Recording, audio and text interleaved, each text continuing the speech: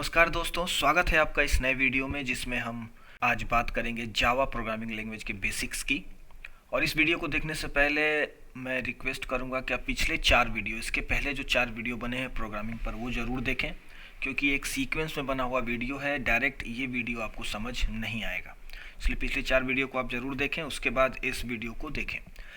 चलिए बात शुरू करते हैं जावा की। और पहले बात करते हैं जावा है क्या, उसके फीचर्स के बारे में। चूँकि प्रोग्रामिंग लैंग्वेजेस के बारे में मैंने बहुत कुछ ऑलरेडी बता रखा है, तो जावा को ज़रा देखते हैं।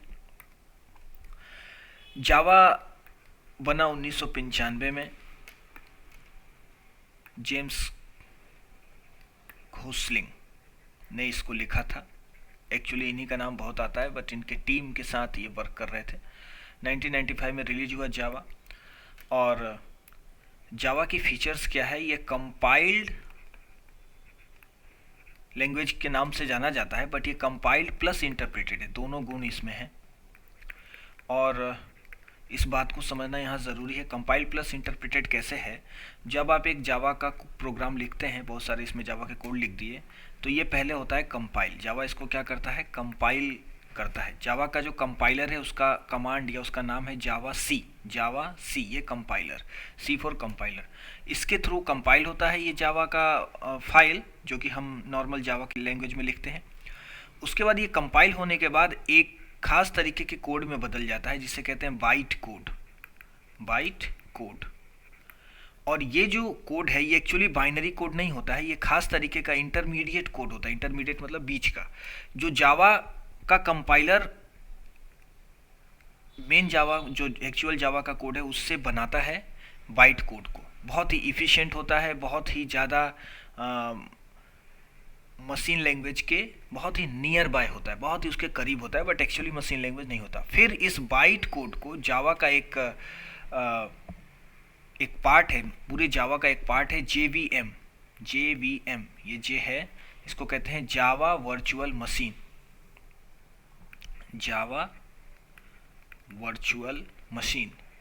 ठीक। ये क्या करता है, इस बाइट कोड को लेता है JVM, ये JVM में जाता है और इसको फिर इंटरप्रेटेड के फॉर्म में एग्जीक्यूट करता है। इसमें जो कोड जनरेट हुए रहते हैं, इसको इंटरप्रेटेड फॉर्म में कोड को एग्जीक्यूट करता है। मतलब एक एक लाइन एक एक बार ले लेकर एग्जीक्यूट करता जाता है, जैसे पाइथन करता है डायरेक्ट पाइथन के कोड को। लेकिन जावा क्या करता है, पहले अपने कोड को कंपाइल करता है, उसको एक इंटरमीडिएट फॉर्म में बदलता है, फिर ये जो इंटरमीडिएट फॉर्म यानी कि बाइट कोड बना, इसको जावा का जो एक पार्ट है JVM, वो इंटरप्रेटेड फॉर्म में एग्जीक्यूट करता जाता है। तो जावा कंपाइल्ड भी है, इंटरप्रेटेड भी है। ठीक। तीसरी जावा की जो खासियत है, ये ऑब्जेक्ट ओरिएंटेड लैंग्वेज है। ऑब्जेक्ट ओरिएंटेड, ठीक है। ऑब्जेक्ट ओरिएंटेड किसे कहते हैं, ऑब्जेक्ट ओरिएंटेड एक पैराडिग्म है, एक तरीका है प्रॉब्लम को सॉल्व करने का या प्रोग्राम को लिखने का। ये मैं ऑलरेडी एक्सप्लेन कर चुका हूँ।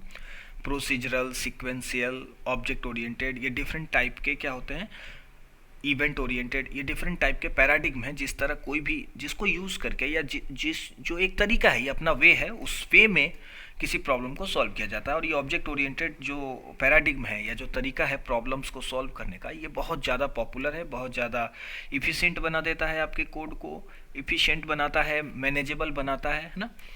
तो आप जो प्रोग्रामिंग लिख रहे हैं, आप जो भी एप्लीकेशन लिख रहे हैं, उसके बारे में ऑलरेडी मैं बता चुका हूँ, फिर से बता रहा हूँ कैसा होना चाहिए, उसमें क्या गुण होने चाहिए। वो रीडेबल होना चाहिए, आपके कोड को कोई भी समझ पाए। तो उसके लिए कमेंट्स का हम प्रयोग करते हैं जगह जगह पे, है ना।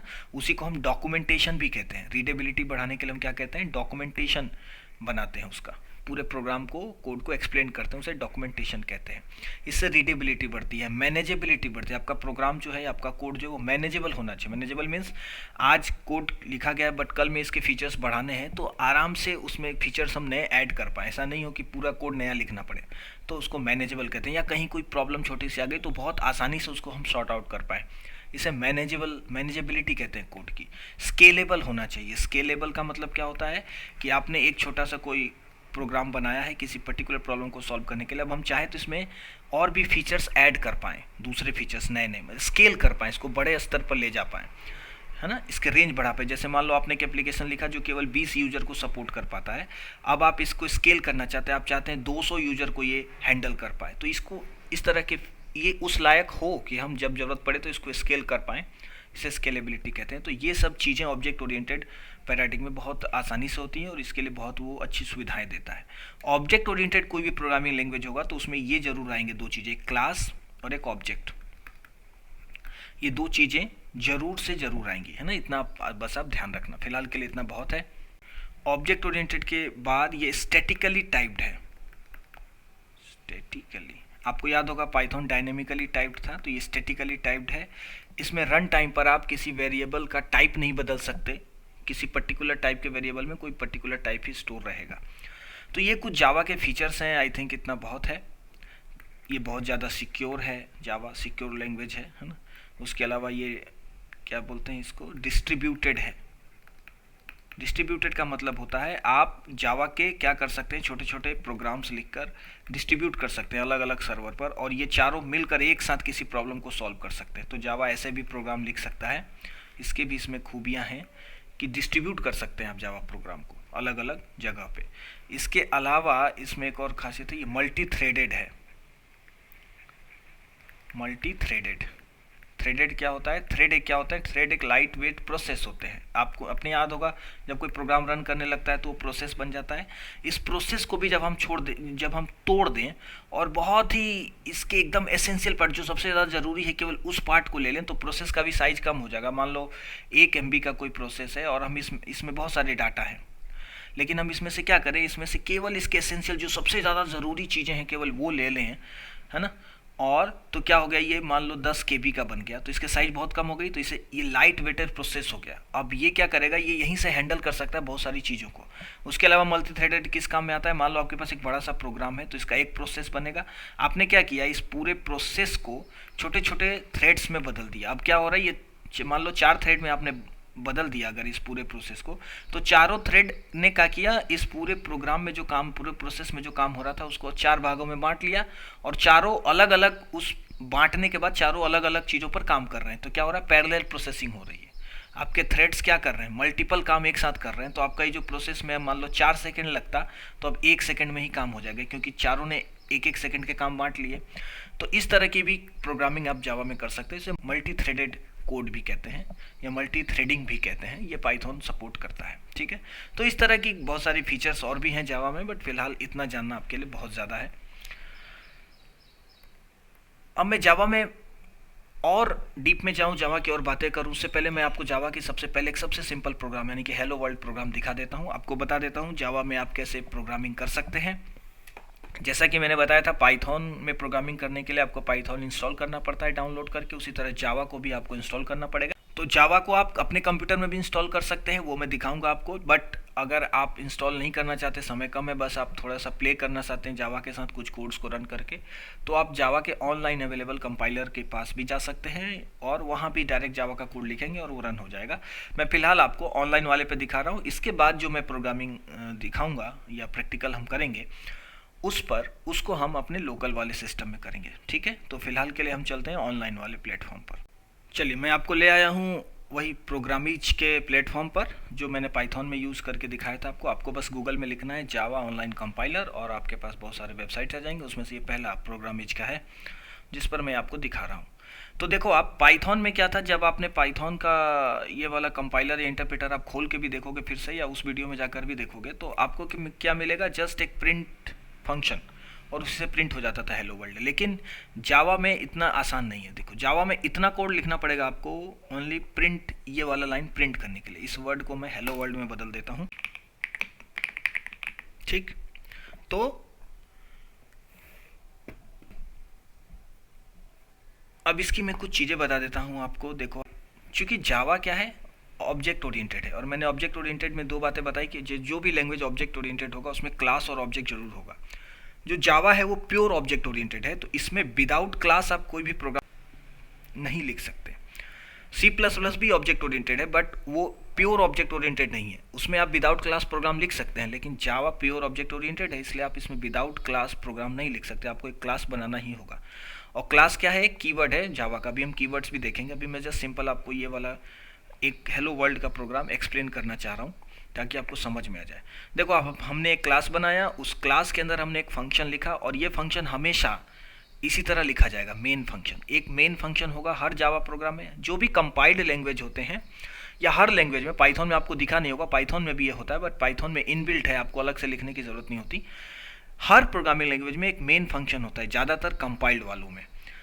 उस मेन फंक्शन से ही प्रोग्राम एग्जीक्यूशन शुरू करता है। जैसे आपने इतने लाइन लिख दिए, लेकिन प्रोग्राम का एग्जीक्यूशन शुरू होगा इस मेन फंक्शन से हमेशा। आप कितने भी लाइन लिख दो, एग्जीक्यूशन हमेशा यहीं से शुरू होगा, मेन फंक्शन के फर्स्ट लाइन से। मतलब मेन फंक्शन के अंदर जब आप जाओगे, लाइन नंबर 7, ये पहला कोड है जो एग्जीक्यूट होगा। तो ये एंट्री पॉइंट कहलाता है। मेन फंक्शन जो है किसी भी प्रोग्रामिंग लैंग्वेज का क्या कहलाता है? Entry point. यहीं से प्रोग्राम शुरू होता है। चाहे आप ऊपर कितने भी कोड लिख दो, नीचे कितने भी कोड लिख दो, हमेशा वो मेन को ढूंढेगा एग्जीक्यूशन कंपाइल लैंग्वेज का। तो इसमें चूंकि ये क्लास हमने बना लिया, अब हमें मेन फंक्शन तो लिखना ही पड़ेगा क्योंकि वही एंट्री पॉइंट है। तो हमने मेन फंक्शन लिखा, और जावा में मेन फंक्शन इसी तरह लिखा जाएगा। पब्लिक कीवर्ड है, स्टैटिक कीवर्ड है, वॉइड कीवर्ड है। 3 कीवर्ड लिखने होंगे आपको स्पेस देकर। उसके बाद मेन, ये नाम मेन ही रखना पड़ेगा इसको। और मेन फंक्शन के अंदर देखो, फंक्शन का मैंने पाइथन में भी बताया है कि जहाँ पैरेंथेसिस आ जाए, ये वाला पार्ट, ये पैरेंथेसिस, ओपनिंग और क्लोजिंग, ये क्लोजिंग है, वो एक फंक्शन होगा। तो मेन एक फंक्शन है, आप यहाँ भी समझ गए। वो ये वाला पार्ट कि पैरेंथेसिस होने से कोई भी चीज़ फंक्शन ही होगी, ये हर प्रोग्रामिंग लैंग्वेज में लागू हो जाती है। और उसके बाद आपको इसमें एक पैरामीटर लिखना होगा स्ट्रिंग टाइप का, स्ट्रिंग ARGS। ये क्या लिखा हुआ है, इसका मीनिंग अभी आपको समझ में आ जाएगा आगे जब हम डिस्कस करेंगे। बट ये आपको ऐसे ही लिखना पड़ेगा जावा में, इतना लिखना ही पड़ेगा। उसके बाद ये पाइथन में क्या हो रहा था कि हम कभी भी जब भी कंपाउंड स्टेटमेंट या ब्लॉक स्टेटमेंट यूज़ कर रहे थे तो हम यहाँ एक कोलोन देते थे, याद है आपको, और फिर नीचे इंडेंटेशन ऐसे होता था। लेकिन जावा में ऐसा नहीं है। ये वाला इंडेंटेशन वाला और कोलोन वाला पार्ट केवल पाइथन में चलता है। जावा में क्या होता है? जावा में जब भी आप एक कंपाउंड स्टेटमेंट लिखोगे तो वो कर्ली ब्रेसेस से शुरू होगा और कर्ली ब्रेसेस पर ख़त्म होगा। देखो आप, ये यहाँ पर ये बता रहा है कि यहाँ से जावा का इस मेन फंक्शन का डेफिनेशन या मेन फंक्शन का पार्ट शुरू हो रहा है और इस कर्ली ब्रेसेस पर ख़त्म हो रहा है। इसके बीच में जितने भी लाइंस आप लिखेंगे वो सब इस मेन फंक्शन का पार्ट होगा। उसी तरह आप यहाँ देखो, क्लास हमने बनाया, यहाँ पर ओपनिंग कर्ली ब्रेसेस, ये बता रहा है कि क्लास का डेफिनेशन या क्लास का कोड यहाँ से शुरू हो रहा है। और ये देखो, जैसे ही मैंने इसको सेलेक्ट किया एडवांस एडिटर्स, ये आपको बताने के कोई ये हाईलाइट हो गया है, ये वाला पार्ट देखो, यहाँ पर एक अलग ही सिंबल बन गया, मतलब यहाँ पर ये बंद हो रहा है और इस क्लास के बीच में आपने ये मेन फंक्शन लिखा है। तो ये ब्लॉक स्टेटमेंट मैंने आपको यहीं पर समझा दिया। ये क्या होता है? कर्ली ब्रेसेस से ब्लॉक स्टेटमेंट आप बनाते हैं। तो इस मेन फंक्शन के अंदर हमने एक लाइन लिखा है system.out.println hello world। तो इसमें ये जो सिस्टम है ये भी एक क्लास है, जावा का इनबिल्ट क्लास है, इनबिल्ट क्लास। उसके बाद आउट उसका एक ऑब्जेक्ट है और उस ऑब्जेक्ट का एक फंक्शन है println, जिसको हम कॉल करके किसी लाइन को प्रिंट कर सकते हैं। प्रिंट लाइन ln, ठीक है, लाइन का मतलब ln का मतलब प्रिंट लाइन। तो आपको प्रिंट करने के लिए पाइथन में क्या लिखना होता था? सीधे आए प्रिंट हेलो वर्ल्ड। लेकिन जावा में आपको एक क्लास बनानी पड़ेगी, उसके अंदर एक मेन फंक्शन डिफाइन करना पड़ेगा। उस मेन फंक्शन के अंदर आपको system.out.println, और फिर उसमें आप कुछ भी चीज़ दे सकते हैं। आप देख सकते हैं ये पाइथन के स्ट्रिंग जैसा लग रहा है, तो यहाँ भी ये स्ट्रिंग ही कहलाता है, जावा में भी ये स्ट्रिंग ही है। और जब हम इसको रन करेंगे तो ये हेलो वर्ल्ड प्रिंट हो जाएगा। मैंने रन किया इस कोड को, देखो आप, हेलो वर्ल्ड प्रिंट हो गया। तो ये था एक हेलो वर्ल्ड प्रोग्राम। अब इंटरनली क्या हुआ होगा जब हमने इस रन को कॉल किया, तो पहले ये प्रोग्राम क्या हुआ होगा? कंपाइल्ड हुआ होगा। कंपाइल होने के बाद एक बाइट कोड जनरेट हुआ होगा। एक बाइट कोड अभी मैं बताऊंगा नेक्स्ट, जब हम लोग लोकल में करेंगे वो आपको तब समझ में आएगा। और उसके बाद वो फिर कंपाइल्ड जो पार्ट है वो इंटरप्रेटर के थ्रू, JVM के थ्रू रन हुआ होगा, उसका ये आउटपुट आपको मिला हेलो वर्ल्ड। तो ये सबसे सिंपलेस्ट प्रोग्राम है जिसमें मैंने जावा के एक बेसिक प्रोग्राम का स्ट्रक्चर बता दिया। इससे कम जावा में प्रोग्राम नहीं लिखा जाता, ये सबसे मिनिमल प्रोग्राम है, ठीक है। तो अब हम चलते हैं अपने थ्योरी पर, और थोड़ी सी थ्योरी देखने के बाद फिर से आते हैं प्रैक्टिकल प्रोग्राम को समझते हैं। टोकन्स, मैंने पहले भी बताया है पिछली वीडियो में कि किसी भी प्रोग्रामिंग लैंग्वेज में टोकन ज़रूर होंगे। सबसे स्मॉलेस्ट पार्ट, अब आपको समझ में आ गया, इसको समझाने की बहुत ज़्यादा ज़रूरत नहीं है। सबसे स्मॉलेस्ट पार्ट किसी भी प्रोग्रामिंग लैंग्वेज का क्या कहलाता है? टोकन्स, ठीक है। तो टोकन्स में हम जो देखने वाले हैं, जाहिर सी बात है जावा में भी ये क्या होगा? कैरेक्टर सेट होगा। बट पाइथन का जो कैरेक्टर सेट है वही जावा में भी काम करता है। हर एक प्रोग्रामिंग लैंग्वेज में ऑलमोस्ट वही कैरेक्टर सेट होते हैं, और ये बहुत ज़्यादा इंपॉर्टेंट भी नहीं है, बट आपको ध्यान में रहना चाहिए, इसलिए मैंने उस समय पाइथन के समय बात की थी। अब हम सीधे आते हैं जावा के कीवर्ड्स पर, और ये जावा का एक कीवर्ड्स का लिस्ट है। देखो आप, लगभग 48 के आसपास होंगे, ये 49 के आसपास। तो ये कीवर्ड्स जावा में यूज किए जाते हैं। आप इन सब पर एक बार नज़र मार लेंगे। बहुत सारी चीज़ें से फॉर, INT, इफ़, ये सब आपको जावा में भी मिलेगा। एल्स, ये सब आपको पाइथन में भी मिलेगा। क्लास, ये पाइथन में भी था। बुलियन, बुलियन नहीं था, वहाँ पर बूल था, यहाँ पर बुलियन यूज़ होता है। ब्रेक वहाँ भी था, कॉन्स्ट वहाँ नहीं था। इस तरह बहुत सारी चीज़ें आपको वहाँ जैसी ही यहाँ भी मिलेगी। ट्राई वहाँ भी था, है ना, लेकिन कुछ चीज़ें नहीं होंगी। तो आप एक नज़र मार लेना, कभी पूछ दिया जाए अगर ये कि ये है कि नहीं, तो आपको थोड़ा सा ध्यान रहे। ठीक है, इसमें एक चीज़ और ध्यान दो आप, यहाँ पे ट्रू, फॉल्स और नल, ये तीन चीज़ें ऐसी हैं जो कीवर्ड नहीं है, ये कीवर्ड के कैटेगरी में नहीं आती जावा में, बट ये कीवर्ड की तरह ही प्रयोग किए जाते हैं। ये बुलियन लिटरल्स हैं, बुलियन वैल्यूज़ हैं। जैसे वहाँ पर था ट्रू पाइथन में, याद है आपको, फॉल्स, ये बुलियन दो वैल्यूज़ थे ना, ट्रू फॉल्स को रिप्रेजेंट कर रहे हैं। तो उसी तरह जावा में दो रिजर्व्ड वर्ड्स हैं, स्मॉल होते हैं इसमें सब, इसमें कैपिटल नहीं होता, ट्रू और एक स्मॉल FALS फॉल्स। ये ट्रू को रिप्रेजेंट करता है, बुलियन वैल्यू को, और ये फॉल्स को रिप्रेजेंट करता है, और लिखा ऐसे ही जाता है। लेकिन इसको कीवर्ड ना करके रिजर्व्ड वर्ड कह देते हैं, या इसको कहते हैं लिटरल्स, बुलियन लिटरल्स या बुलियन वैल्यूज। ठीक है, ये फिक्स है। उसी तरह नल, जैसे वहाँ पे नन था, NONE पाइथन में, याद है आपको, NONE नन। उसी तरह जावा में भी है ये स्मॉल NULL नल, और ये नल नन को रिप्रेजेंट, कुछ नहीं को रिप्रेजेंट करता है, और ये भी एक तरीके का क्या है, लिटरल है ना, लिटरल वैल्यू। लिटरल आप समझ गए, आपको याद होगा। तो किसी भी डेटा टाइप के वैल्यू को हम लिटरल कहते हैं। ठीक, तो इस पर आप ध्यान दे देना। उसके बाद हम देखते हैं जावा में डेटा टाइप्स कितने हैं। जावा का डेटा टाइप थोड़ा डिफरेंटली काम करता है पाइथन से। जावा के डेटा टाइप को दो पार्ट में बांटा जाता है, एक प्रिमिटिव, एक नॉन प्रिमिटिव। प्रिमिटिव वो होते हैं जो बेसिक डेटा टाइप्स हैं, जो एकदम बेसिक हैं, एकदम ओरिजिनल हैं। ठीक है, जो जिनका खुद का अलग अस्तित्व है उन्हें प्रिमिटिव कहेंगे। प्रिमिटिव मतलब प्राइमरी, है ना, जो अपना उनका खुद का अस्तित्व है उसे प्रिमिटिव कहते हैं। जो किसी और से मिलकर नहीं बने हुए हैं उसे प्रिमिटिव कहते हैं। और जो प्रिमिटिव्स की मदद से बने होते हैं उन्हें नॉन प्रिमिटिव कहते हैं। नॉन प्रिमिटिव जितने भी डेटा टाइप होंगे वो उसमें वो किससे मिलकर बने होंगे, प्रिमिटिव्स। इनका बेस होगा प्रिमिटिव, लेकिन प्रिमिटिव का बेस कुछ नहीं होता। प्रिमिटिव जो डेटा टाइप है वो अपने आप में उनका एकदम सबका अलग अलग अस्तित्व होता है। ठीक है, तो प्रिमिटिव को पहले देख लेते हैं। प्रिमिटिव में 4 कैटेगरी हैं जावा में, इंटीजर्स, फ्लोटिंग पॉइंट, कैरेक्टर और बुलियन। इंटीजर आप समझ गए, जिसमें डेसिमल वैल्यूज ना हो। तो इंटीजर के भी 4 कैटेगरी हैं। 4 कैटेगरी कैसे हैं, साइज के हिसाब से, कितनी बड़ी वैल्यूज को वो स्टोर कर पाएगा। तो 1 बाइट को ये स्टोर कर पाएगा, ये बाइट वाला इंटीजर। शॉर्ट का जो साइज होता है वो 2 बाइट के आसपास होता है। शॉर्ट जो है 2 बाइट के बराबर स्पेस लेता है। इंट जो है वो 4 बाइट के बराबर स्पेस लेता है। मतलब 4 बाइट का स्पेस ये मेमोरी में, जैसे ही आप इंटीजर टाइप का एक वेरिएबल बनाओगे 4 बाइट का मेमोरी अपने लिए रिजर्व कर लेगा। उसी तरह जब शॉर्ट टाइप का बनाओगे, शॉर्ट INT भी इसको कहते हैं, तो ये 2 बाइट का मेमोरी स्टोर कर लेगा। उसी तरह एक जब बनाओगे आप, बाइट ना टाइप का जब वेरिएबल बनाओगे तो ये 1 बाइट का मेमोरी स्टोर कर लेगा, कहाँ, मेमोरी में रिजर्व कर लेगा।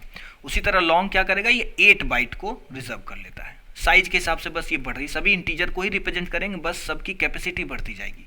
ठीक है, जैसे अगर आपने 1 बाइट का कोई इंटीजर बनाया तो इसके पास केवल 8 ही बिट है, तो 8 बिट मीन्स 2 की पावर 8। ये क्या करेगा, मैक्सिमम वैल्यू ये जो स्टोर कर सकता है वो है 255, क्योंकि इससे बड़ी वैल्यू के लिए फिर 9 बिट चाहिए, 8 बिट से काम होगा ही नहीं। उसी तरह शॉर्ट में जब आप जाओगे तो ये फिर 2 बाइट तक की कैपेसिटी को रख पाएगा। ये कैपेसिटी के हिसाब से इंटीजर है। फ्लोटिंग पॉइंट जिसमें डेसिमल हो, ये 2 तरीके का होता है, फ्लोट और डबल। फ्लोट में प्रिसीजन कम होती है, मतलब पॉइंट के बाद ये कुछ 7 वैल्यू तक स्टोर कर पाता है। उससे ज़्यादा अगर पॉइंट के बाद वैल्यूज स्टोर करनी है तो हम क्या करते हैं, डबल। कैरेक्टर में देखो आप, ये आपको पाइथन में नहीं मिला होगा। कैरेक्टर टाइप का भी एक डेटा टाइप होता है जावा में। ये कैर क्या करता है, ये एक कैरेक्टर को अलग तरीके से ट्रीट करता है जावा। ऐसे जब आपको एक कैरेक्टर केवल स्टोर करना है तो आप कैर टाइप का डेटा टाइप यूज करेंगे, कैर। ठीक है, ये केवल क्या है, एक कैरेक्टर, हर समय एक कैरेक्टर को स्टोर करेगा, हर कुछ भी ये कैरेक्टर हो, स्टार है ये, तो इस तरीके से नोट करोगे। और जावा में एक और चीज खासियत है कि पाइथन में क्या था, हम डबल स्ट्रिंग, डबल कोट्स और सिंगल कोट सेम मैनर में यूज कर रहे थे, लेकिन जावा में ऐसा नहीं है। जावा में सिंगल कोट्स को एक कैर को रिप्रेजेंट करने के लिए यूज किया जाता है। सिंगल कोट में जब कुछ भी, हमेशा एक ही कैरेक्टर सिंगल कोट में आएगा और वो किसको रिप्रेजेंट करेगा, कैर को, एक कैरेक्टर को। ठीक है, उसी तरह बुलियन की बात करते हैं। ये पाइथन में भी था, लेकिन ये इंटीजर के अंदर आ रहा था, नंबर के अंदर। यहाँ पर अलग डेटा टाइप है बुलियन। और बुलियन क्या यूज करता है, केवल 0 या 1 यानी कि ट्रू या फॉल्स ही स्टोर करता है, और इसके लिए जो वैल्यू फिक्स है ट्रू और फॉल्स, ये मैं ऑलरेडी बता चुका हूँ, है ना। ये कीवर्ड्स भी हैं। उसके अलावा नॉन प्रिमिटिव में देखो आप, ये इसकी मदद से बनते हैं, प्रिमिटिव्स की मदद से। इसमें क्लासेस हैं, क्लास हम ऑलरेडी सिंपल एग्जाम में देख कर आए हैं क्लास, इस पर हम लोग ज़्यादा डिटेल में नहीं जाएंगे, ये बहुत फिर लंबा हो जाएगा। अगर आपको ये सीखने का मन है, जावा के क्लासेस को समझने का मन है, तो आप मुझे कमेंट में लिखें, मैं इस पर डिटेल वीडियो बनाऊंगा। ये कुछ दिन तक चलेगा, फिर आपको ये बात समझ में आएगा। उसी तरह इंटरफेसेस भी हैं, ये क्लास से रिलेटेड ही है। मल्टीपल इनहेरिटेंस को यूज़ करने के लिए इंटरफेस का प्रयोग किया जाता है। अगर ये एग्जाम में आ जाए इस तरीके का टर्म कि मल्टीपल इनहेरिटेंस कैसे इम्प्लीमेंट किया जाता है जावा में, तो हम उसके लिए इंटरफेसेस का प्रयोग करते हैं। एरे देखो, आपने पाइथन में लिस्ट देखा था, एरे भी उसी टाइप का है। लेकिन एरे और लिस्ट में फ़र्क क्या है कि एरे में केवल एक ही टाइप का डेटा स्टोर होगा, यानी कि अगर आप इंटीजर स्टोर कर रहे हैं तो केवल इंटीजर ही स्टोर होगा। इसमें आप कोई भी कैरेक्टर टाइप का या कोई भी फ्लोटिंग टाइप का या कोई भी बूलियन टाइप का या कोई भी दूसरे टाइप का डेटा स्टोर नहीं कर सकते। एरे हमेशा एक ही टाइप के डेटा को स्टोर करने देता है। उसके अलावा एरे की जो साइज होती है, लेंथ होती है, वो फिक्स होती है, फिक्स्ड। पाइथन में ऐसा नहीं था, आपको याद है पाइथन में अपेंड मेथड था, आप एक लिस्ट बना रहे हैं, उसमें कितने भी एलिमेंट्स ऐड कर सकते थे, कितने भी डिलीट कर सकते थे। लेकिन एरे में ऐसा नहीं है। एरे में इसका साइज फिक्स कर दिया जाता है पहले ही से, और टाइप भी फिक्स कर दिया जाता है, उसी टाइप का डेटा स्टोर कर पाएगा एरे। तो ये दो डिफरेंस है एरे और लिस्ट में। पाइथन के पास लिस्ट है, लेकिन जावा के पास एरे है, ठीक है। उसी तरह स्ट्रिंग्स देखो, आप पाइथन में स्ट्रिंग क्या था, बिल्ट इन डेटा टाइप था। आप एक कैरेक्टर स्टोर करें या मल्टीपल कैरेक्टर, वो सब स्ट्रिंग में आते थे। लेकिन यहाँ पर प्रिमिटिव में क्या है, कैर, और इन कैर से बना है कौन, स्ट्रिंग, ठीक है। कैर से कौन बना है, स्ट्रिंग। स्ट्रिंग क्या है, कलेक्शन ऑफ कैरेक्टर्स है, इसमें बहुत सारे कैरेक्टर्स स्टोर किए जाते हैं, ABCD ऐसे, तो ये स्ट्रिंग बन गया, ठीक। और स्ट्रिंग का S देखो, ये कैपिटल होता है ना, ये आप ध्यान रखना। बाकी सबका इन प्रिमिटिव डेटा टाइप्स का जितने भी कीवर्ड्स हैं, ये सब कीवर्ड्स ही हैं, कैर, बुलियन, फ्लोट, डबल, इनके सभी लेटर्स स्मॉल हैं, लेकिन स्ट्रिंग का जो फर्स्ट लेटर है S, वो कैपिटल है, ये आप ध्यान रखेंगे। उसी तरह इस एरे का भी A जो है वो कैपिटल है, ठीक है, ये आप ध्यान रखना। नॉन प्रिमिटिव का सबका फर्स्ट लेटर कैपिटल मिलेगा। और जावा एक केस सेंसिटिव लैंग्वेज है। अगर आप इस वाले स्ट्रिंग के जगह आपने नॉर्मल स्ट्रिंग लिख दिया है स्मॉल s से, तो ये जावा इसको इंटरप्रेट नहीं कर पाएगा, इसको समझ नहीं पाएगा, और आपको कंपाइलेशन एरर मिलेगा, ठीक। तो ये डेटा टाइप्स थे, अभी हम इसको प्रैक्टिकल एग्जांपल में देखेंगे। उसके बाद हम बात करते हैं जावा आइडेंटिफायर्स की। जावा आइडेंटिफायर आपको मालूम है, नेम देने के लिए, वेरिएबल्स को नेम करने के लिए हम यूज़ करते हैं। सेम रूल है जावा में भी और पाइथन में भी आइडेंटिफायर का, बस यहाँ पर एक चीज़ और बढ़ जाता है, यहाँ पर आप एक डॉलर साइन का प्रयोग भी कर सकते हैं। 4 नंबर बटन पे रहता है, ये शिफ्ट के साथ 4 दबाओगे तो ये डॉलर साइन आता है, इसका भी इस्तेमाल आप आइडेंटिफायर में कर सकते हैं, ठीक है। और जावा में क्या है कि आपका जो आइडेंटिफायर का नाम है वो डिजिट से शुरू नहीं होना चाहिए, वो भी पाइथन में भी था। बाकी सब चीज़ें पाइथन वाली ही हैं, ठीक है। कीवर्ड्स नहीं होने चाहिए, आइडेंटिफायर है ना, हमेशा लेटर से शुरू होना चाहिए। लेटर के अलावा अंडरस्कोर और डॉलर दोनों से शुरू हो सकता है, बट डिजिट से शुरू नहीं होना चाहिए, और ये केस सेंसिटिव होता है। आइडेंटिफायर के वही रूल्स हैं। एक चीज़ बढ़ गया कि आपके पास एक और डॉलर साइन भी यूज़ कर सकते हैं आप जावा में आइडेंटिफायर के नाम में, पाइथन में ये यूज़ नहीं कर सकते थे, ठीक है। उसके बाद हम देख लेते हैं ऑपरेटर्स। आपके डेटा टाइप आपने देख लिया, जावा के पास इतने ऑपरेटर्स हैं, arithmetic operator, assignment operator, comparison operator, logical operator, bitwise operator, ये सब आपने वहाँ पर देखा था। उसके अलावा जब पाइथन में मेंबरशिप ऑपरेटर था, है ना, आइडेंटिटी ऑपरेटर था, जो कि जावा में नहीं है। जावा में इतने ही क्लासेज हैं ऑपरेटर्स की। अर्थमेटिक ऑपरेटर देखो आप, बहुत ही आसान है, ये सारी चीज़ें आप ऑलरेडी देख चुके हो। प्लस का मीनिंग वही है, माइनस का मीनिंग वही है, और ये मॉड आप देख चुके हैं, इतने हैं। यहाँ पर ध्यान रखें आप, फ्लोट डिवीजन ये वाला ऑपरेटर नहीं होता है जावा में, ये पाइथन में होता है केवल, है ना। तो ये आप इसका ध्यान रखेंगे, ये फ्लोट डिवीजन था, ये जावा में नहीं है। ये दो ऑपरेटर आपको नए दिख रहे हैं यहाँ पर, ये अर्थमेटिक ऑपरेटर हैं, ये प्लस प्लस और ये माइनस माइनस। इन दोनों का नाम क्या है, इस प्लस प्लस वाले का नाम है इंक्रीमेंट ऑपरेटर, और इसका क्या है, डिक्रीमेंट ऑपरेटर। ये क्या करता है, जैसे आपने क्या किया, ए में आपने 5 स्टोर किया और आपने ए को कर दिया प्लस प्लस, तो ये क्या करेगा, ए की वैल्यू 1 बढ़ा देगा। आपको पाइथन में याद होगा a प्लस इक्वल टू 1 ऐसे लिख रहे थे हम, यानी कि a में a1 ऐड कर देना है, a equal to a plus 1 इसका मीनिंग था। उसी तरह a प्लस प्लस का मीनिंग है, ये शॉर्ट फॉर्म है इंक्रीमेंट ऑपरेटर। ये क्या करता है, इसका भी मीनिंग है ये a equal to a plus 1, यानी कि इसमें हमेशा एक, इसमें आप क्या कर सकते थे, अगर आपने यहाँ पर 2 लिखा, a प्लस इक्वल टू 2, तो ये ऐसा हो जाएगा a equal to a plus 2। लेकिन इंक्रीमेंट ऑपरेटर में ऐसा नहीं, इंक्रीमेंट ऑपरेटर हमेशा 1 से ही इंक्रीज करेगा, एक बढ़ जाएगा, a की वैल्यू 1 बढ़ जाएगी। अब इस इंक्रीमेंट और डिक्रीमेंट ऑपरेटर को दो तरीके से प्रयोग किया जा सकता है। एक क्या, पोस्ट इंक्रीमेंट ऑपरेशन की तरह प्रयोग किया जा सकता है, पोस्ट इंक्रीमेंट या पोस्ट डिक्रीमेंट, ठीक है। और एक हो जाता है प्री इंक्रीमेंट और प्री डिक्रीमेंट, ठीक है। इसको मैं समझा देता हूं। जैसे आपने ए के बाद अगर एक कोई वेरिएबल है आपका, ये वाला मान लो इक्वल टू 5 है, और आपने उसकी ऐसे लिखा ए प्लस प्लस, ए के बाद ये प्लस प्लस ऑपरेटर लगा, ये दोनों एक साथ आना चाहिए, ये भी ध्यान रखना।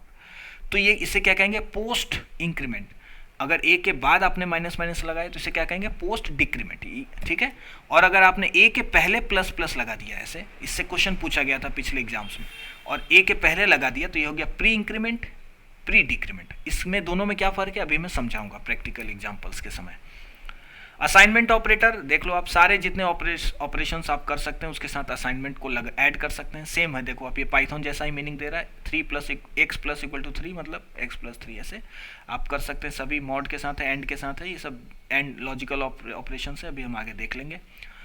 ये मेन है असाइनमेंट ऑपरेटर, इसका यूज करके आप कोई वैल्यू किसी वेरिएबल में स्टोर कर सकते हैं, असाइन कर सकते हैं, ठीक है। कंपैरिजन ऑपरेटर उतने ही है ऑलमोस्ट, इक्वल टू से इक्वल टू चेक होगा कि दोनों इक्वल है या नहीं है। नॉट इक्वल टू का ये ऑपरेशन है, देखो कैसे, exclamation mark, equal to not, ये आप जानते हैं।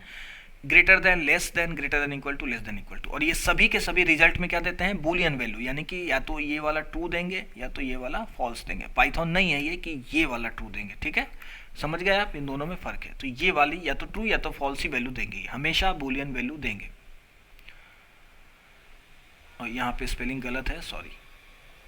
लॉजिकल ऑपरेटर, लॉजिकल ऑपरेटर में आपको याद है आपने वहाँ पढ़ा था पाइथन में, एंड और नॉट, है ना। तो यहाँ पर भी ये देखो, ये एंड ऑपरेशन, यहाँ पर ऐसा AND न लिख करके आपको ये यूज़ करना पड़ता है, डबल एम्परसेंट का सिंबल। तो ये क्या हो गया, एंड, दो चीज़ों को एंड करने के लिए एंड ऑपरेशन। जैसे ये कंपेरिजन आया, ये कंपेरिजन आया, इन दोनों के रिजल्ट में आप एंड लगाएंगे, अगर दोनों ट्रू है तभी ये पूरा एक्सप्रेशन ट्रू होगा।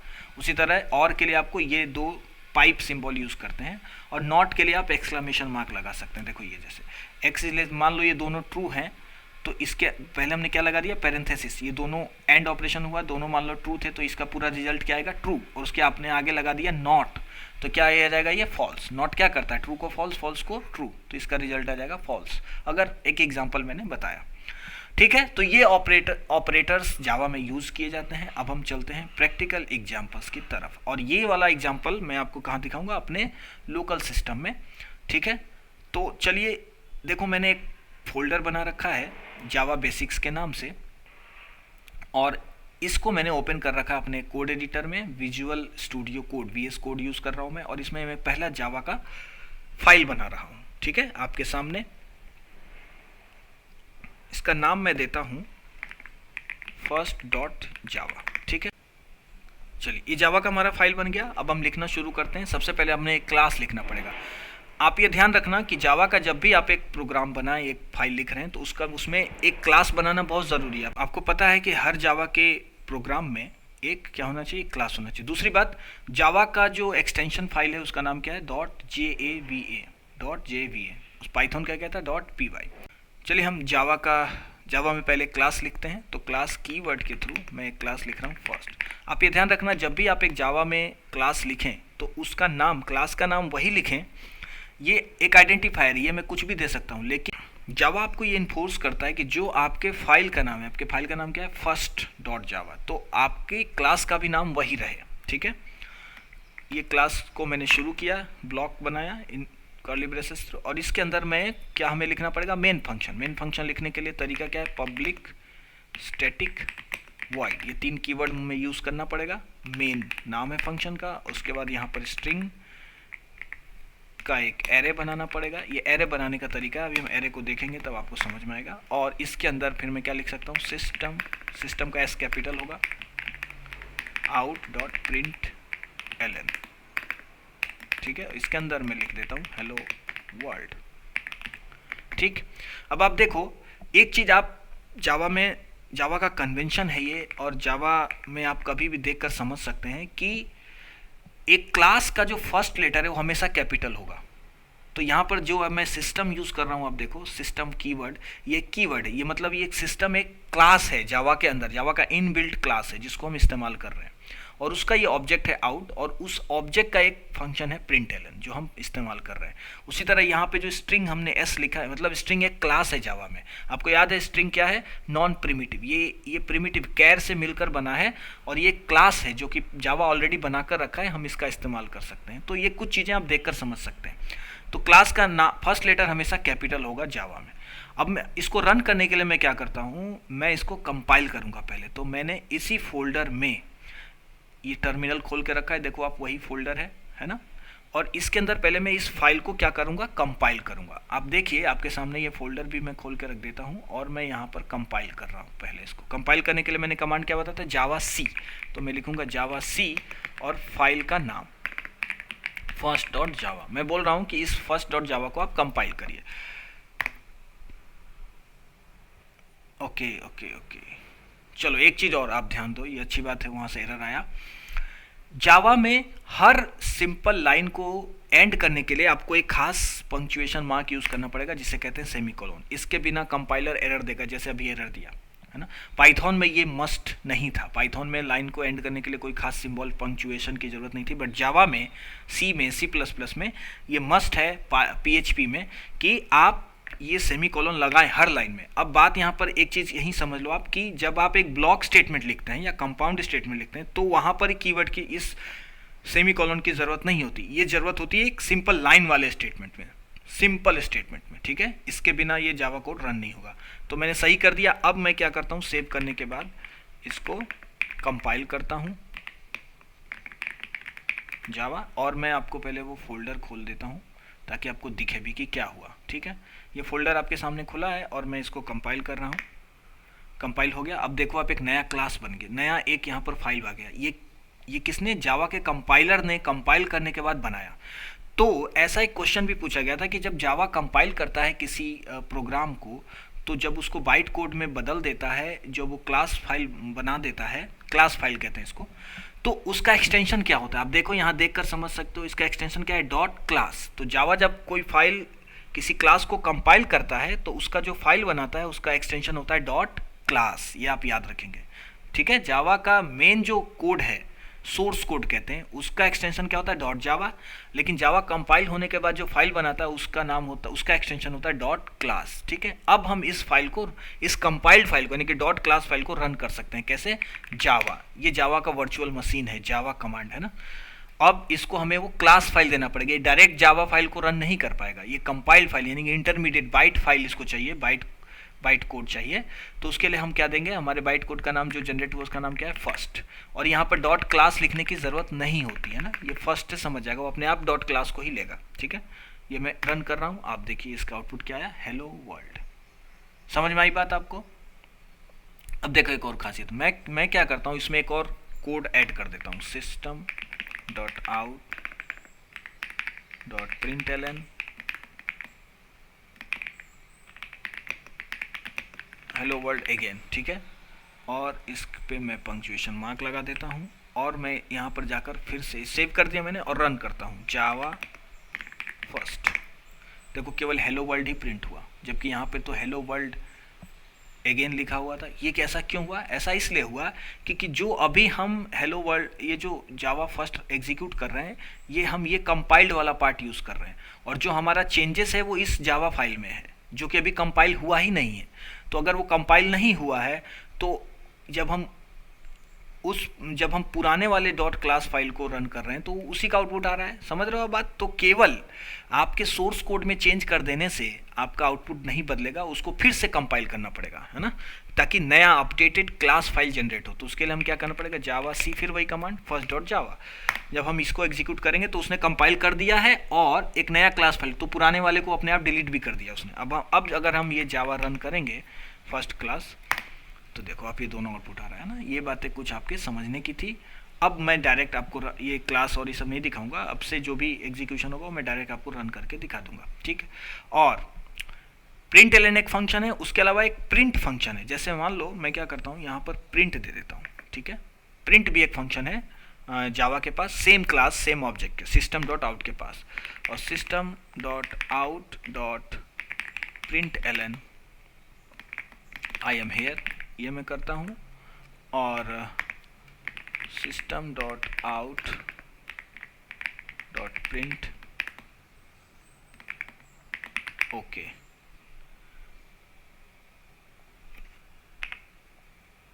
और मैं क्या करता हूँ, कंट्रोल सी, एक प्रिंट यहाँ भी देता हूँ, control we, hello world again के बाद मैं इसको कर देता हूँ, एक और प्रिंट स्टेटमेंट एग्जीक्यूट करता हूँ और मैं इसमें देता हूँ I will be here only. Okay, चलो लेट्स से हमारे 4-5 लाइन हो गए हैं और मैं इसको कंपाइल करता हूँ पहले जावा सी के थ्रू, रन करता हूँ जावा। अब देखिए आउटपुट क्या आया, hello world again I will be here only. आप देखिए जरा इस कोड को देखो, आप देखो, आप हेलो वर्ल्ड, ये क्या हुआ, हेलो वर्ल्ड प्रिंट होने के बाद जो हमारा कर्सर है वो न्यू लाइन में चला गया। एलएन का मतलब यही है कि ये प्रिंट होने के बाद कर्सर न्यू लाइन पे चला जाएगा, यानी कि न्यू लाइन भी प्रिंट होगा प्रिंट एलएन फंक्शन में। लेकिन प्रिंट फंक्शन में आप देखो, आप प्रिंट फंक्शन में प्रिंट तो हुआ लेकिन कर्सर न्यू लाइन में नहीं गया, नया लाइन प्रिंट नहीं हुआ, वो वहीं रहा कर्सर। उसके बाद जो नेक्स्ट लाइन आया वो वहीं प्रिंट हुआ, देखो I will be here only. उसके बाद जो प्रिंट एलएन आया वो भी वही प्रिंट हुआ, क्योंकि print function new line print नहीं करता।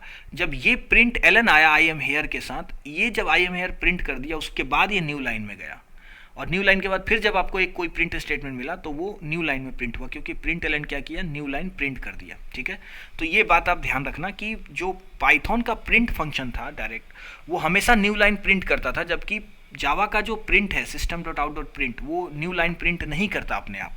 न्यू लाइन भी अगर आपको चाहिए, हर बार न्यू लाइन प्रिंट करना है तो प्रिंट एलएन फंक्शन का प्रयोग करना होगा। ठीक है, इतनी बात समझ में आ गई। तो एग्जाम में जब क्वेश्चन पूछे जाते हैं तो प्रिंट एलएन या प्रिंट का यूज़ किया जाता है, तो आपको ये ध्यान रखना होगा कि आउटपुट में न्यू लाइन आएगा कि नहीं आएगा, ये ध्यान देना पड़ेगा आपको। ठीक है, क्योंकि एग्जाम में मोस्ट प्रोबेबली प्रोग्राम पूछे जाते हैं। ठीक, तो ये था आपका क्या, एक बहुत ही बेसिक प्रोग्राम जिसमें हमने कुछ प्रिंट किया। मैं वेरिएबल बना के दिखा देता हूँ। मान लो आपको एक इंटीजर बनाना है जिसमें 5 स्टोर करना है, तो आप कैसे बनाओगे। यहाँ पर देखो, पाइथन में क्या था, डायरेक्ट आपने a = 5 लिख दिया और ये इंटीजर टाइप का बन जाता था।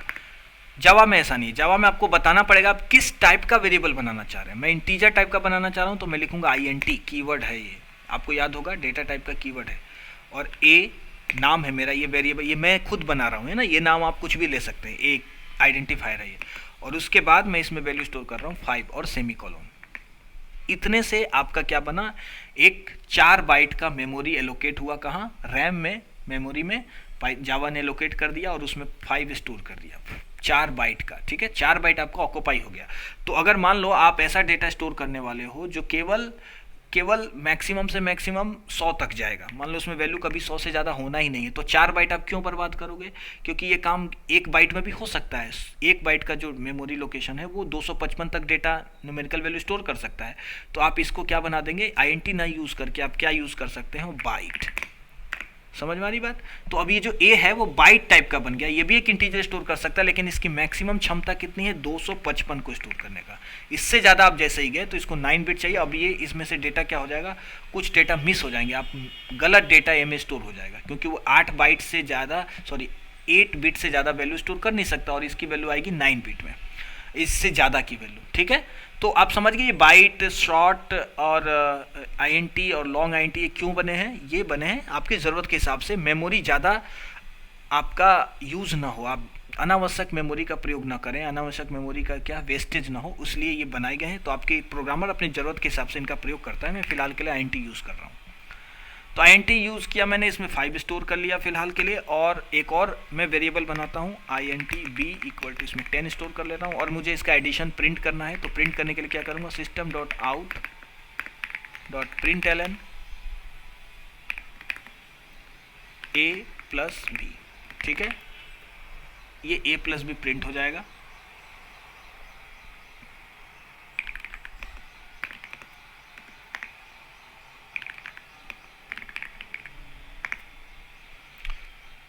ये देखो आप, ये 15 इसका आउटपुट आया a+b का। ठीक है, चलो हम लोग ऑनलाइन वाले पे ही देखते हैं, यहाँ पर बार बार मुझे कंपाइल करना पड़ेगा। ऑनलाइन वाले पर डायरेक्ट आउटपुट आएगा, हम लोग वहीं देखते हैं अब इससे आगे की चीज़ें। तो हमने क्या देखा था, हमने दो वेरिएबल बना लिए, उसका एडिशन प्रिंट कर दिया। अब मान लो हमें एक स्ट्रिंग बनाना है, हमें कोई नाम स्टोर करना है। तो स्ट्रिंग बनाने के लिए आपको क्या लिखना पड़ेगा, कीवर्ड लिखना पड़ेगा स्ट्रिंग नेम, ये मेरा आइडेंटिफायर है नेम, और उसमें मैं स्टोर कर रहा हूँ अजय। ठीक है, ये एक स्ट्रिंग बना, सेमीकोलन एंड किया हमने। और प्रिंट करने के लिए क्या करेंगे, system dot out dot println, फिर हम क्या दे देंगे, इस वेरिएबल का नाम। ठीक है, डायरेक्ट मैंने स्ट्रिंग देकर भी आपको दिखाया, अब आप इस वेरिएबल का नाम भी यहाँ दे सकते हैं। आप इतना आप समझ गए हैं पाइथन को देखकर। मैं इसको रन कर रहा हूँ, देखो आप ये रन में टाइम ले रहा है, क्यों, क्योंकि ये कंपाइल होगा फिर एग्जीक्यूट होगा। ये देखो आप, ये प्रिंट हो गया आ जाए। अब मान लो आपके पास एक इंटीजर भी है, इंटीजर a = 10, और आप इन दोनों को प्रिंट करना चाहते हैं। तो पाइथन में आप क्या कर सकते थे, पाइथन में आप कॉन्केटिनेट नहीं कर पा रहे थे, आप ऐसे नहीं कर सकते थे नेम प्लस a, ऐसा नहीं कर सकते थे, है ना, क्योंकि ये अलाउ नहीं हो रहा था। आप स्ट्रिंग के साथ इंटीजर को कॉन्केटिनेट नहीं कर सकते, लेकिन पाइथन में ऐसा जावा में ऐसा कर सकते हैं। आप ऐसे करोगे तो देखो आप क्या होता है। इसको रन कर रहा हूँ मैं, देखो अजय के बाद ये 10 भी प्रिंट हो गया, दिख रहा है आपको, कॉन्केटिनेट हो गया। तो क्या करता है जावा इंटरनली, जो भी आप प्लस सिंबल के साथ यूज़ करोगे उसको स्ट्रिंग में बदल देगा। जैसे स्ट्रिंग में बदलने का मतलब है, इसमें से अगर एक स्ट्रिंग है, कोई भी आपने 2-3 वेरिएबल दिए, सबको प्लस से जोड़ दिया, अगर उसमें से एक भी स्ट्रिंग है तो ये सबको स्ट्रिंग में बदल देगा। लेकिन अगर दोनों ही न्यूमेरिकल हैं, जैसे ठीक है, और मैं यहाँ पर नेम की जगह दे देता हूँ क्या, b, तो दोनों ही न्यूमेरिकल है, तब ये इंटीजर एडिशन करेगा। जावा बहुत स्मार्ट है, समझ रहे हो आप, दोनों इंटीजर है तो ये अपने आप इसको जोड़ के 25 कर देगा, यानी कि मैथमेटिकल कैलकुलेशन कर दिया। लेकिन अगर जैसे ही आप इसमें क्या करोगे, आपने नेम भी दे दिया, नेम स्ट्रिंग टाइप का है, तो ये इतना इंटेलिजेंट समझ गया कि ये स्ट्रिंग भी है इसमें, तो ये क्या करेगा, इन दोनों को भी स्ट्रिंग में बदल देगा। देखो आप क्या होगा, इन दोनों का पहले एडिशन किया उसने, देख रहे हो स्मार्टनेस, और उसके बाद यही जो बचा इसको स्ट्रिंग में बदल के कॉन्केटिनेट कर दिया। तो जावा ऐसा कर सकता है। ठीक है, तो पाइथन जैसा इसमें इशू नहीं है, ये कॉन्केटिनेट कर देता है स्ट्रिंग को भी और इंटीजर को भी, बट क्या करता है इंटरनली स्ट्रिंग में बदल देता है पहले किसको, जिसको भी ये कॉन्केटिनेट कर रहा है। तो ये थी बात जावा की बेसिक एग्जांपल्स की। आप पाइथन जैसा आसान नहीं है। दूसरी बात एक और चीज़ मैं बता देता हूँ, मान लो नेम में मेरा अजय स्टोर्ड है, और मैं यहाँ पर क्या करता हूँ, इस नेम नाम के वेरिएबल में ही 25 ऐसा कुछ स्टोर कर रहा हूँ। देखो बस इतना ही कर रहा हूँ, प्रिंट भी नहीं कर रहा हूँ, और मैं रन करने की कोशिश कर रहा हूँ। देखो क्या होता है, देखो कंपाइल एरर आ गया, कंपाइलेशन एरर आ गया। ये क्या कह रहा है कि integer can not be converted to string, कह रहा है कि आपका जो वेरिएबल है वो स्ट्रिंग टाइप का है और आप इसमें इंटीजर स्टोर करने की कोशिश कर रहे हैं, इसको हम स्ट्रिंग में नहीं बदल सकते, ये आप नहीं कर पाएंगे। याद है मैंने आपको बताया था, इसे कहते हैं स्टैटिकली टाइप्ड लैंग्वेज। इसमें एक बार आपने डेटा टाइप फिक्स कर दिया, अब आप केवल उसी टाइप का डेटा आप उसमें स्टोर कर पाएंगे, दूसरे टाइप का डेटा आप स्टोर नहीं कर पाएंगे।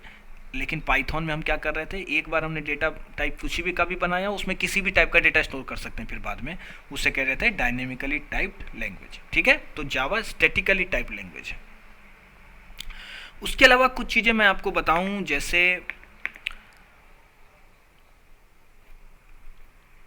मान लो हम एक स्ट्रिंग बना रहे हैं, दिस इज अ स्ट्रिंग, ऐसा मैंने कुछ स्ट्रिंग बनाया और इसमें ये स्टोर्ड है, और स्ट्रिंग में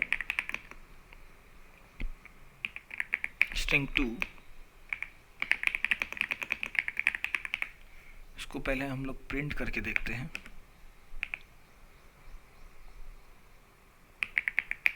स्ट्रिंग 2 को मैं प्रिंट करके देखता हूं, देखो आप ये एरर आ गया ना, देखो आप इस एरर का कोड समझो आप, देखो लाइन यहीं पर आ रहा है स्ट्रिंग 2 में, इसमें कोई एरर नहीं आया, इस लाइन में कोई एरर नहीं आया, इस लाइन में एरर आ रहा है, यहीं से शुरू हो गया।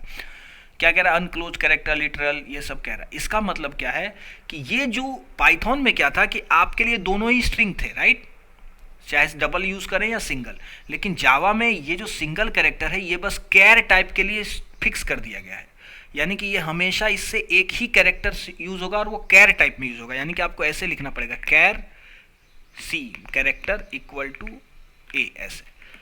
सिंगल से आप हमेशा एक कैरेक्टर को ही स्टोर करेंगे सिंगल कोट से। डबल कोट स्ट्रिंग आपको एक से ज़्यादा कैरेक्टर अगर यूज़ करना है, स्टोर करना है, वो स्ट्रिंग में होगा, स्ट्रिंग टाइप का बनाना पड़ेगा वेरिएबल, और डबल कोट में ही लिखना पड़ेगा। यानी कि सिंगल कोट और डबल कोट जावा में एक जैसे नहीं है, जबकि ये पाइथन में एक जैसे थे। ठीक है, बात समझ में आ गई आपको।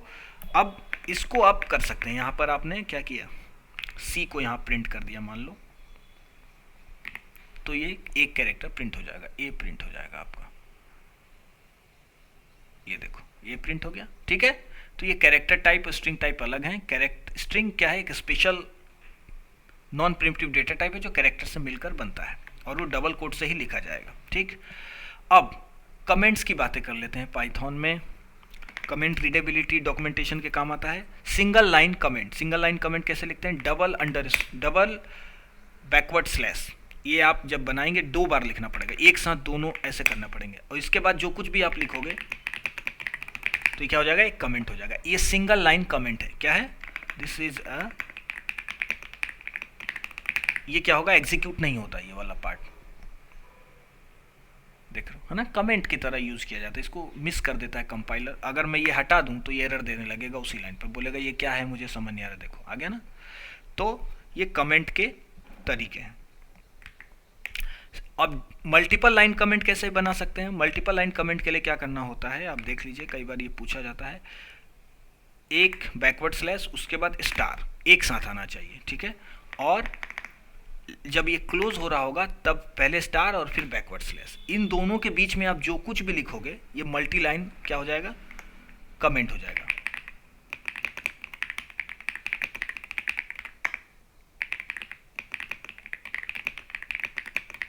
जैसे आपको बहुत बड़ी कोई पैराग्राफ लिखना है किसी पर्टिकुलर कोड या फंक्शन के बारे में, तो आप इस तरह के मल्टी लाइन कमेंट का प्रयोग कर सकते हैं। पाइथन में भी आपने देखा मल्टी लाइन कमेंट कैसे यूज़ किया जाता है ना, 3 कोट के थ्रू। ये है मल्टी लाइन कमेंट। ठीक है, ये भी रन नहीं होगा, देखो आप, ना तो एरर देगा ना रन होगा, क्योंकि ये पूरा क्या है, कमेंट है। देखो ए हमारा एग्जीक्यूट, ए हमारा प्रिंट हुआ है ना। तो कमेंट आपने देख लिया, वेरिएबल आपको कैसे बनाना है वो आपने देख लिया, और क्या देख लिया आपने कि स्ट्रिंग और कैरेक्टर में फ़र्क है ये भी आपने देख लिया, प्रिंट कैसे करना है ये भी आपने देख लिया। तो इस पार्ट में हम इतना ही रखते हैं। ऑपरेटर्स और इफ़ और for loop, operators, conditional statement और लूप स्टेटमेंट, ये 3 चीज़ें हमारी बची हुई हैं। इसको हम नेक्स्ट वीडियो में देखेंगे। इस वीडियो में मैं इतना ही रखता हूँ, बहुत सिंपल, बस आप इसको समझें, बेसिक को, इसके स्ट्रक्चर को समझें। नेक्स्ट क्लास में हम जावा के कुछ थोड़े से जो प्रोग्राम्स पूछे गए हैं, जो पूछे जा सकते हैं, उसके बारे में चर्चा करेंगे, और फिर ये जावा का हमारा क्लास ख़त्म हो जाएगा। तो मिलते हैं नए वीडियो में, तब तक आप पढ़ते रहें, स्वस्थ रहें, और वीडियो को लाइक करिए, शेयर करिए और चैनल को सब्सक्राइब करिए। Thank you.